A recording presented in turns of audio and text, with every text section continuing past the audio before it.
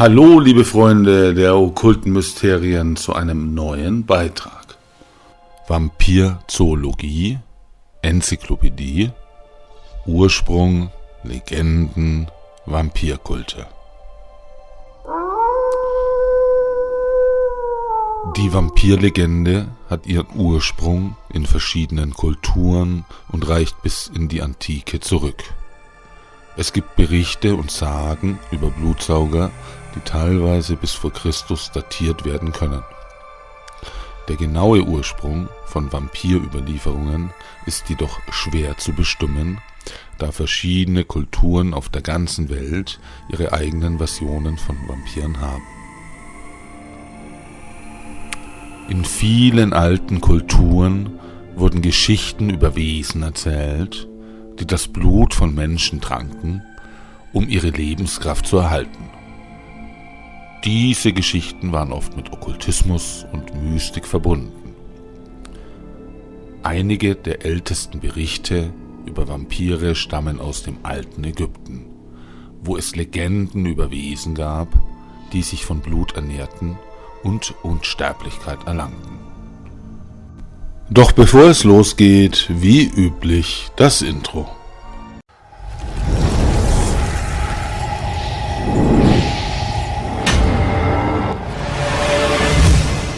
Okkulte Mysterien.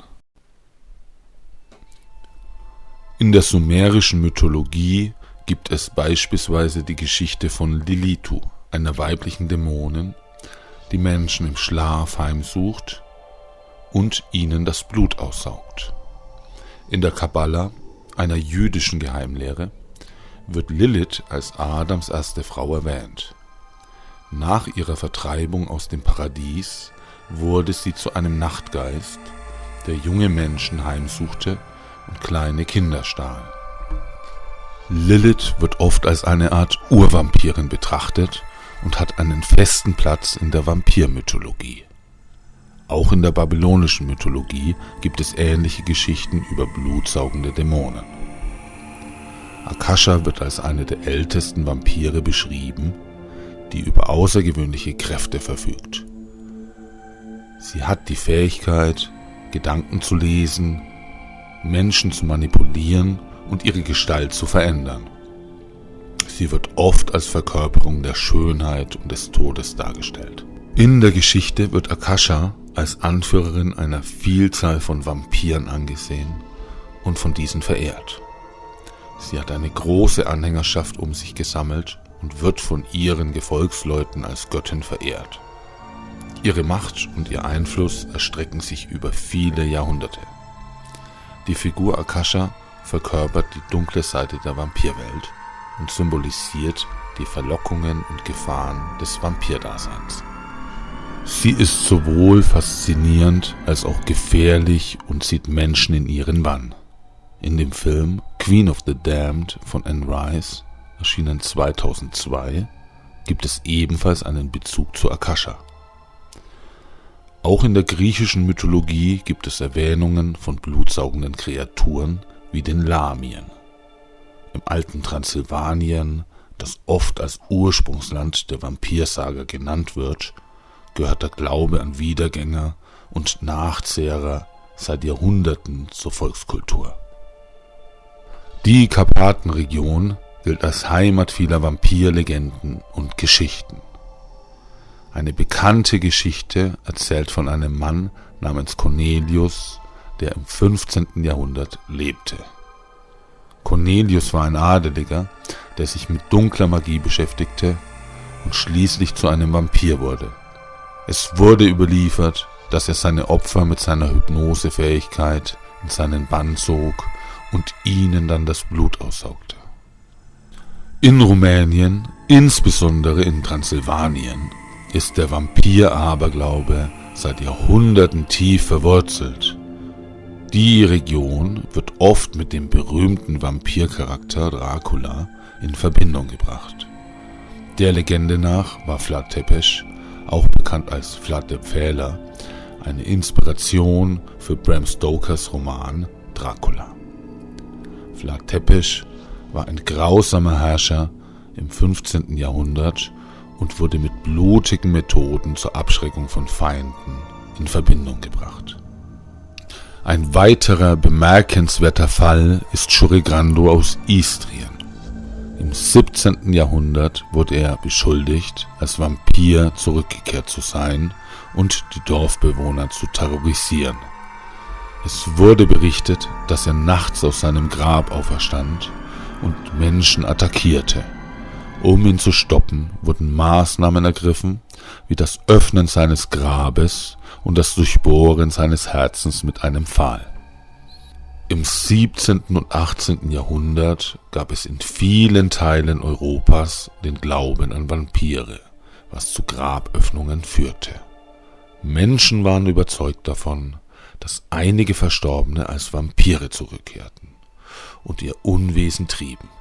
Um dies zu verhindern, wurden die Gräber geöffnet und die Körper untersucht. Wenn ein Körper ungewöhnlich gut erhalten war oder Blut im Mund hatte, wurde dies als Zeichen eines Vampirs angesehen und Maßnahmen ergriffen, um ihn zu vernichten. Vampire sind faszinierende und beängstigende Gestalten, die seit Jahrhunderten in den Legenden und Mythen verschiedener Kulturen existieren. Obwohl es keine wissenschaftlichen Beweise für ihre Existenz gibt, haben viele Menschen im Laufe der Geschichte von Begegnungen mit Vampiren berichtet. Hier sind einige der bekanntesten und gruseligsten Fälle von sogenannten Vampiren. Der Fall des Peter Blagojevich. Im 18. Jahrhundert ereignete sich in einem kleinen Dorf namens Kisilova im heutigen Serbien ein mysteriöser Vorfall. Nach dem Tod des Bauern Peter Blagojevich begannen mehrere Dorfbewohner zu behaupten, dass er nachts aus seinem Grab auferstanden sei und sie attackiert habe. Die Menschen waren überzeugt, dass Blagojevich ein Vampir geworden war.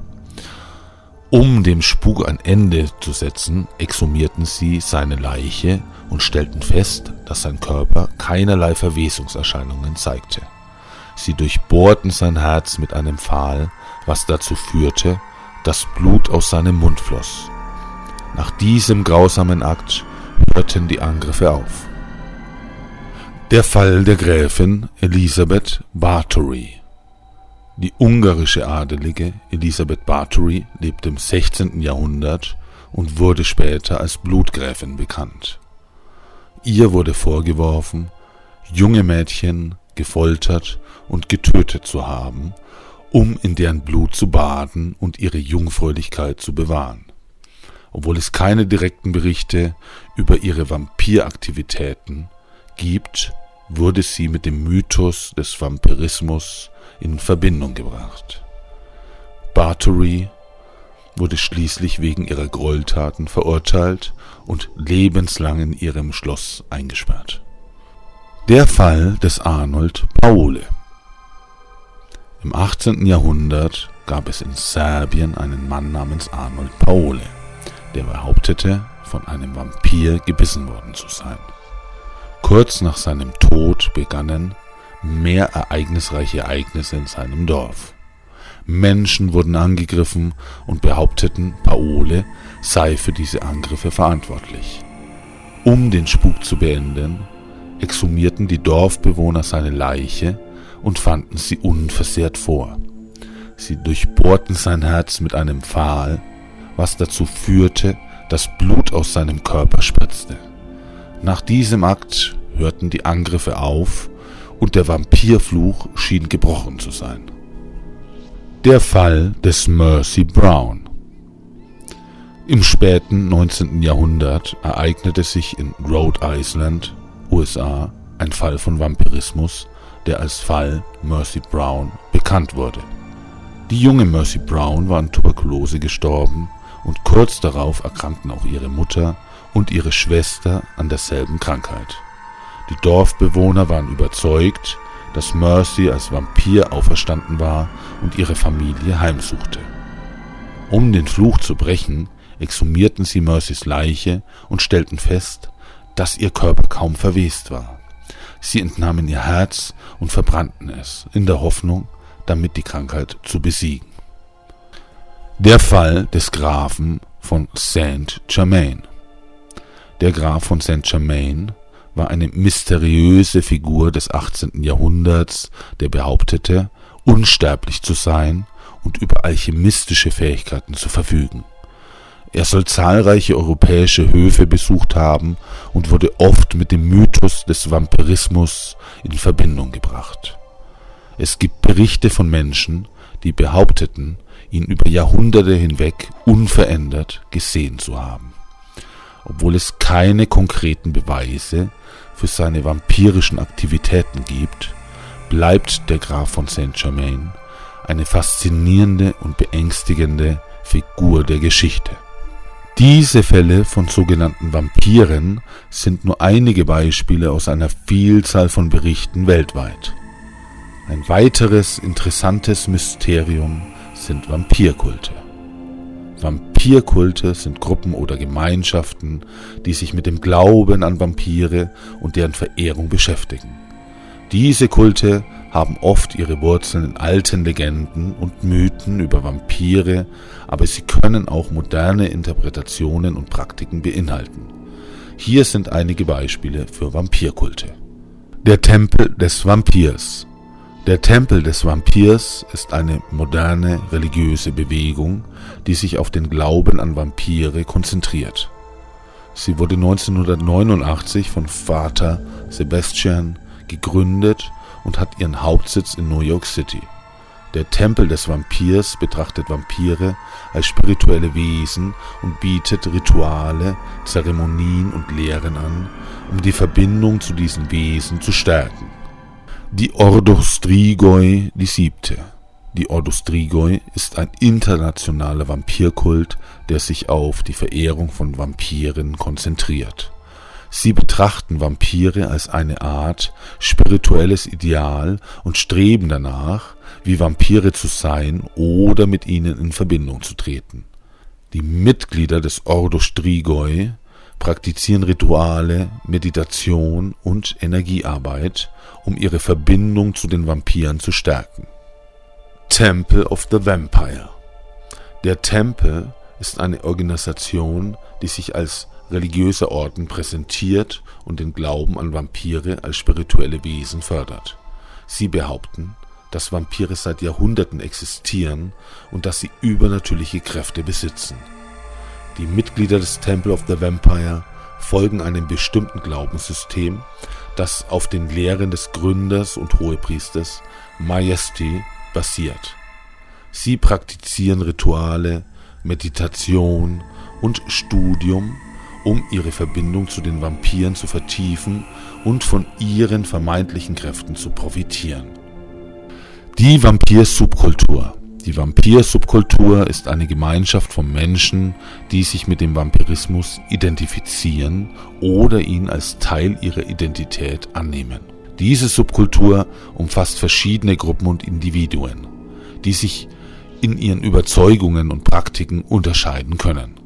Einige sehen sich als energetische Vampire, die Lebensenergie von anderen Menschen absorbieren, während andere den Vampirismus eher symbolisch verstehen und ihn als Ausdruck ihrer Individualität betrachten.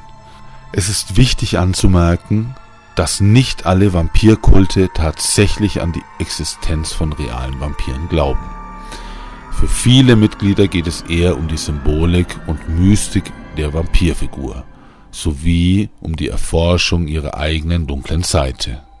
Die meisten dieser Kulte betonen auch Ethik und Verantwortung im Umgang mit ihren Überzeugungen und Praktiken. Die Zoologie der Vampire ist ein faszinierendes Thema, das sich mit den biologischen Eigenschaften und Verhaltensweisen von Vampiren befasst.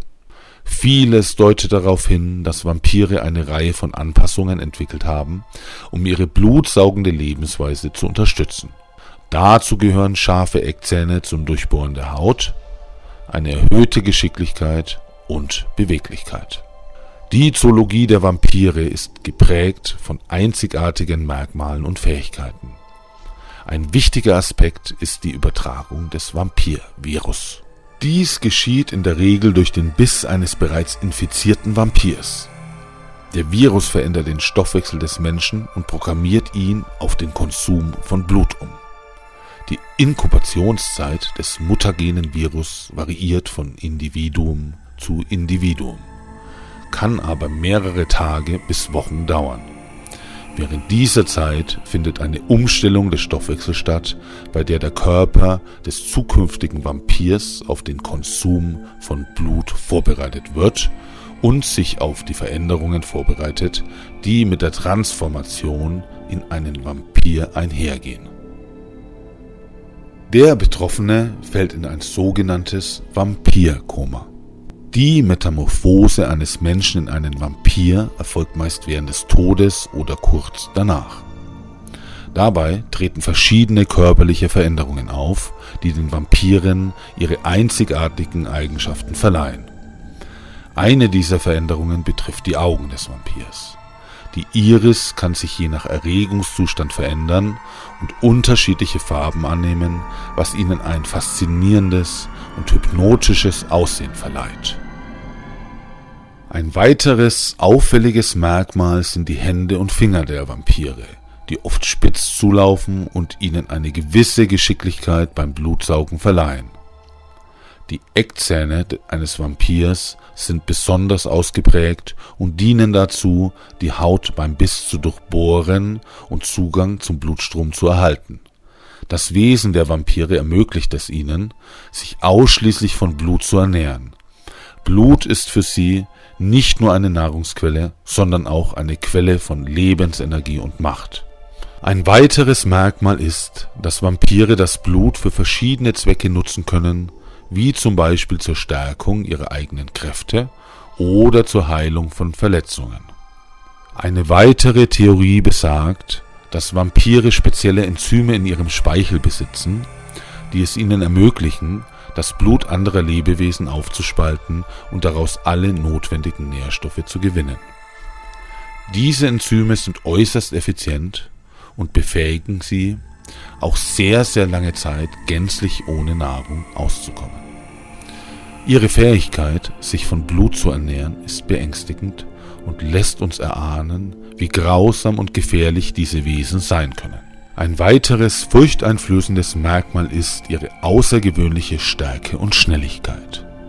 Fakt ist, dass Vampire über eine übermenschliche Muskelkraft verfügen, die es ihnen ermöglicht, ihre Beute mühelos zu überwältigen.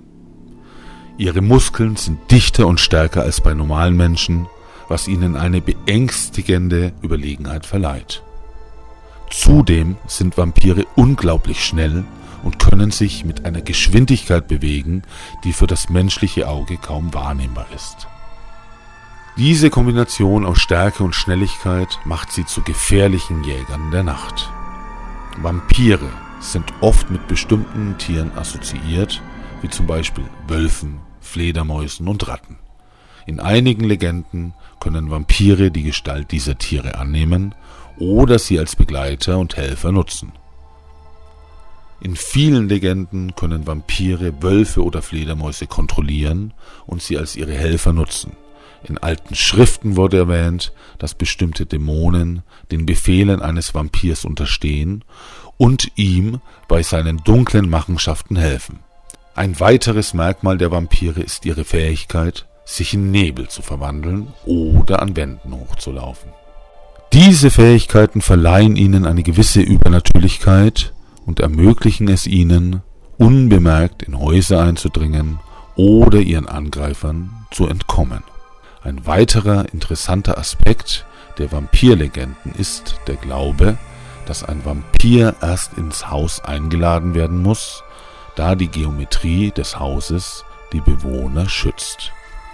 Dieser Mythos findet sich in vielen Kulturen und wird oft als Schutzmechanismus gegen Vampire angesehen. Es wurde bestätigt, dass die Geometrie des Hauses eine Art Barriere bildet, die es dem Vampir nicht erlaubt, einzutreten. Es sei denn, er wird ausdrücklich eingeladen. Weiter sagt man Vampiren nach, dass sie nicht altern und Jahrhunderte überstehen können. Auch weisen sie eine Immunität gegen jegliche Art von Krankheiten auf. Im Horrorspektrum gibt es verschiedene Arten von Vampiren, die als besonders alt, mächtig oder als Vampirkönige dargestellt werden. Hier sind einige Beispiele. Uralt. Diese Art von Vampiren sind seit Jahrhunderten oder sogar Jahrtausenden untot und haben eine immense Menge an Wissen und Erfahrung angesammelt. Sie sind sehr mächtig und haben ein tiefes Verständnis für die vampirischen Kräfte und Schwächen. Mächtige Vampire. Diese Vampire zeichnen sich durch ihre überlegenen Fähigkeiten aus. Sie können stärker, schneller und widerstandsfähiger sein als gewöhnliche Vampire. Ihre vampirischen Kräfte sind oft verstärkt und sie können auch andere übernatürliche Fähigkeiten besitzen, wie zum Beispiel Telepathie oder Gestaltwandlung. Vampirkönige. Diese Art von Vampiren herrscht über andere Vampire oder sogar über ganze Vampirgemeinschaften. Sie haben eine hohe Position in der Hierarchie der Vampirwelt und werden oft als Anführer oder Monarchen angesehen. Sie haben eine enorme Macht und Kontrolle über ihre Untergebenen. Antike Blutlinien. Manchmal gibt es spezielle Blutlinien von Vampiren, die als besonders mächtig oder königlich angesehen werden. Diese Blutlinien können auf berühmte historische Figuren zurückgeführt werden oder auf legendäre Ursprünge verweisen. Sie haben oft einzigartige Fähigkeiten oder Eigenschaften, die sie von anderen Vampiren unterscheiden. Diese Darstellungen von uralten, mächtigen Vampiren und Vampirkönigen in der Horrorliteratur und Kultur dienen dazu, die Bedrohlichkeit und Überlegenheit dieser Vampire zu betonen. Sie sind oft die Hauptantagonisten oder herausfordernden Gegner für die Protagonisten in Geschichten über Vampire. Vampire haben jedoch auch bestimmte Schwächen. Sie reagieren empfindlich auf Knoblauch, Wasser und Weihwasser. Vampire und Gewässer sind ein faszinierendes Thema, das in verschiedenen Kulturen und Mythologien eine Rolle spielt. Es gibt zahlreiche Geschichten und Überlieferungen, die sich mit der Beziehung zwischen Vampiren und Wasser beschäftigen. Hier sind einige Details zu diesem Thema Vermeidung von Gewässern. In vielen Vampirlegenden wird behauptet, dass Vampire Wasser meiden oder nicht überqueren können. Dies wird oft als Schutzmechanismus gegen Vampire angesehen, da Wasser als reinigendes Element gilt. Es wird angenommen, dass Vampire aufgrund ihrer dunklen Natur von Wasser abgestoßen werden. Unfähigkeit zu spiegeln. Eine bekannte Eigenschaft von Vampiren ist ihre Unfähigkeit, sich im Spiegel zu sehen. Dies wird oft mit ihrer Ablehnung von Wasser in Verbindung gebracht, da Spiegelbilder normalerweise in Wasseroberflächen reflektiert werden. Eine weitere Theorie besagt, dass Vampire keine Seele haben und daher keinen Spiegelreflexionen standhalten können. Der Geruch von Knoblauch kann sie abschrecken oder sogar schwächen.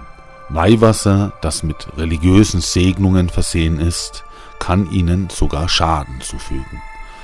Eine der bekanntesten Schwächen von Vampiren ist ihre Unfähigkeit, ins Sonnenlicht zu treten. Das Sonnenlicht verbrennt ihre Haut und tötet sie nach kurzer Zeit, wenn sie dem Licht vollständig ausgesetzt sind. Aus diesem Grund sind Vampire oft nachtaktiv und meiden das Tageslicht. Es gibt jedoch auch Erzählungen über einige wenige Mutationen unter den Vampiren, die eine bemerkenswerte Anpassung entwickelt haben. Sie sind nicht länger vollständig empfindlich gegenüber Sonnenlicht. Diese seltenen Exemplare können sich auch tagsüber bewegen, wenn auch mit erheblichen Einschränkungen. Ihr Körper hat eine Art Schutzmechanismus entwickelt, der sie vor den schädlichen Auswirkungen der UV-Strahlung bewahrt. Obwohl sie immer noch geschwächt sind und ihre übernatürlichen Kräfte verlieren, können sie dennoch im Tageslicht agieren. Nun eine Aufzählung der Methoden, um einen Vampir zu töten oder zumindest zu schwächen. Ein Holzpfahl durch das Herz gilt als eine der effektivsten Methoden, um einen Vampir zu töten. Der Pfahl muss aus einem bestimmten Holz, wie zum Beispiel Eiche oder Esche, gefertigt sein und direkt ins Herz des Vampirs gestoßen werden. Dadurch wird der Vampir endgültig getötet und kann nicht wieder auferstehen. Silber soll ihre Haut verbrennen und sie schwächen, während Kreuze sie abschrecken sollen. Durch das Abschlagen des Kopfes wird der Körper des Vampirs von seiner Lebenskraft getrennt und verliert seine Macht. Auch das Verbrennen eines Vampirs kann ihn vernichten. Dabei muss der Körper des Vampirs komplett verbrannt werden, um sicherzustellen, dass keine Überreste übrig bleiben, die eine Wiederbelebung ermöglichen könnten. Es gibt auch spezielle Gegenstände und Substanzen, die gegen Vampire wirksam sein sollen. Silber- und Kreuzsymbole gelten als Abwehrmittel gegen Vampire. Silber soll ihre Haut verbrennen und sie schwächen, während Kreuze sie abschrecken sollen. Darstellungen in der Literatur erzählen ebenfalls von geheimnisvollen Experimenten mit Vampirblut. Die Zoologie der Vampire ist ein faszinierendes und mysteriöses Thema, das die Grenzen unserer Vorstellungskraft überschreitet. Obwohl wir uns bewusst sind, dass Vampire reine Fiktion sind, basieren Teile ihrer Legenden auf wahren Begebenheiten und alten Überlieferungen. Diese Mischung aus Wahrheit und Fantasie verleiht dem Mythos der Vampire eine gewisse Glaubwürdigkeit und lässt uns in eine Welt eintauchen, die jenseits unserer Vorstellungskraft liegt. Die Vorstellung von Vampiren, die sich in Fledermäuse verwandeln oder durch Nebel gleiten, mag absurd erscheinen, aber sie spiegelt unsere tiefsten Ängste und Sehnsüchte wider. Die Idee eines unsterblichen Wesens, das nachts sein Unwesen treibt und sich von menschlichem Blut ernährt, hat seit Jahrhunderten einen festen Platz in unseren Albträumen. Aber was wäre, wenn es tatsächlich biologische Grundlagen für die Existenz von Vampiren gäbe? Was wäre, wenn es eine Art von Kreatur gäbe, die sich vom Blut ernährt und übernatürliche Kräfte besitzt? Diese Fragen mögen absurd klingen, aber sie regen unsere Fantasie an und lassen uns über das Unbekannte nachdenken. Die Biologie der Vampire könnte uns auch helfen, einige unserer eigenen menschlichen Eigenschaften besser zu verstehen. Die dunkle Seite der menschlichen Natur, unsere tiefsten Begierden und Abgründe, könnten in den Geschichten über Vampire verkörpert werden. Vielleicht sind Vampire nur eine Projektion unserer eigenen inneren Dämonen, die wir versuchen zu verstehen und zu kontrollieren. In den Schatten der Nacht verborgen bleibt die Zoologie der Vampire ein geheimnisvolles Rätsel, das unsere Vorstellungskraft beflügelt. Ihre Existenz mag im Reich der Legenden und Mythen verankert sein, doch ihre Präsenz ist allgegenwärtig in unseren tiefsten Ängsten und Sehnsüchten. Die Dunkelheit umhüllt sie, während sie lautlos durch die Jahrhunderte wandeln. Ihre übernatürlichen Kräfte und ihr unstillbarer Durst nach Blut lassen uns erzittern vor ihrer Macht. Sie sind Wesen der Nacht, deren hypnotisierender Blick uns gefangen nimmt und unsere Sinne betört. Legenden enthüllen eine Welt jenseits unserer Vorstellungskraft, in der das Unmögliche möglich wird. Sie eröffnet uns einen Blick in eine Sphäre des Geheimnisvollen und Unerklärlichen, in der die Grenzen zwischen Realität und Fantasie verschwimmen.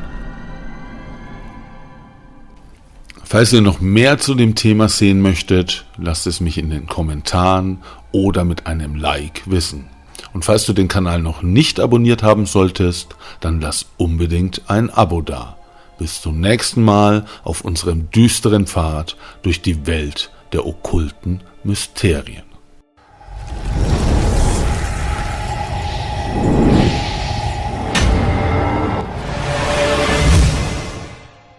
Okkulte Mysterien.